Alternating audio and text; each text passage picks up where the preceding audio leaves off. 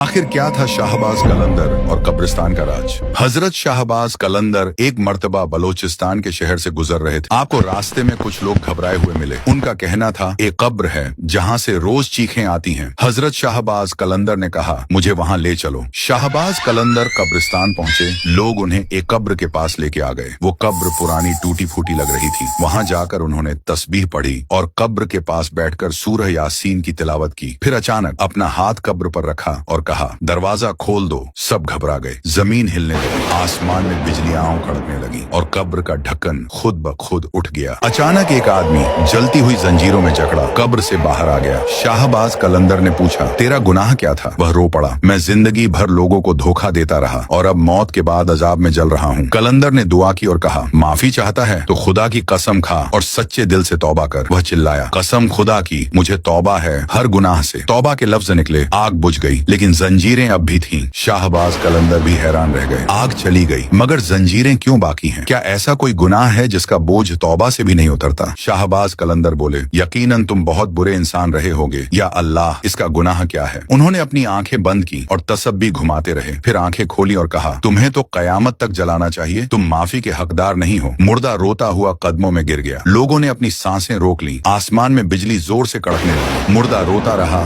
बेड़ियों में जकड़ा, मिट्टी में गिरा हुआ। उसने कहा मैंने तौबा की, मुझे माफ कर दो। शाहबाज कलंदर ने कहा अगर तू वाकई तौबा में सच्चा है तो उस कब्र तक चल कर जा जहाँ वो माँ दफन है जिसे तूने जिंदगी भर जलील किया था। जमीन फिर से हिली। कब्र के अंदर से एक पुरानी टूटी हुई कब्र सामने आई। रोता हुआ घिसटता हुआ वो उस कब्र तक गया और चीख कर बोला माँ मुझे माफ कर दो, मुझे अपना बेटा कह दो एक बार। और आवाज आई मेरे बेटे क्या अब तू सच में बदल गया है? अचानक आसमान से एक रोशनी उतरी, बेड़ियां टूट गईं और कब्र से एक रूह निकली, नूरानी, मुस्कुराती हुई। उसने कहा मैं तुझे माफ करती हूँ, अब तू आजाद है। और वो दोनों रूहों को फरिश्ते लेने के लिए आ गए। कलंदर ने अपना सर झुका लिया और कहा जो माँ की बेअदबी करता है उसे जहन्नम की आग का सामना कब्र में ही करना होगा।